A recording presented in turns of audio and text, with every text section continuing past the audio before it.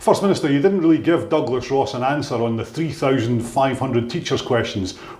Will you deliver that in this Parliament?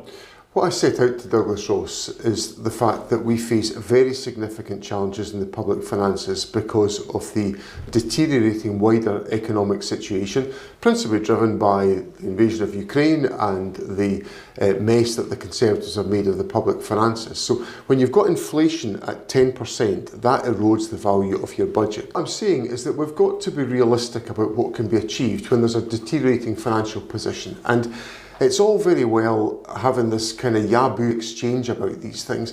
We'll set out in the course of our budget process exactly the commitments that we can fulfil, but we have to recognise the fact that the wider experience of the public finances is deteriorating. I will go through the process of the development of the government's budget process and the development of the government's policy programme, but I just have to be. But today you don't think you can do it? I've got to be straight with people that there are big challenges in the public finances and we're going to have to face up to them, and that's part of what the government will work through as we formulate our budget. And being straight with them, you don't think you can do it? Well, I'll be. You don't think it's possible? I'll be straight with people when I've done all the work and I'm in a position to give that answer. So there's no point in me giving a rushed answer in a TV interview on First Minister's questions. We'll do it properly. People want serious government in Scotland, and I'm here to deliver that. You say that there is a majority for independence. You said it at First Minister's questions today. What are you going to do with it?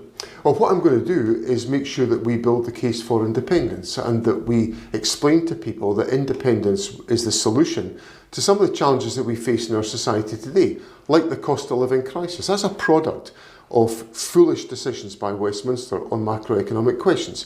We've got the implications of Brexit. That is a Westminster decision doing damage to the Scottish economy. And the way out of all of that for Scotland is to be an independent country. And you've got a majority in the Scottish Parliament, but there's nothing you can really do with that, is there? Well, what we'll do is we'll build the case for independence, we'll engage with the public, and we'll mobilise support for independence. That's exactly what we'll do. But there's nothing you can do with the majority in the Parliament for independence to make it come quicker or to deliver it, is there? Well, what we'll do is we'll get on with making the case for independence and delivering independence as quickly as we can. Alex Salmond says that an incompetent Scottish Government has hindered independence.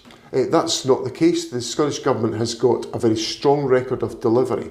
When you look at the improvements in educational performance, when you look at the delivery of infrastructure commitments around the country, when you look at the revolution that's taken place in early learning and childcare, when you look but then you throw in things like the ferries and it all goes to pot, doesn't it? Well, there's going to be 6 new ferries coming to the Clyde and Hebrides network in the course of the next 2 years. That's because of investment by the Scottish Government. There are clearly problems with the contract at Ferguson's, of course, and that's an example of a contract that's not worked out well. But let's look at a contract that has worked out well, like the Queensferry Crossing, delivered on time and on budget, or the Borders Railway, or the Aberdeen Western Peripheral Route, or the improvement of the rail network in central Scotland. All these projects have gone well. They are successes. That's a government delivering on its commitments.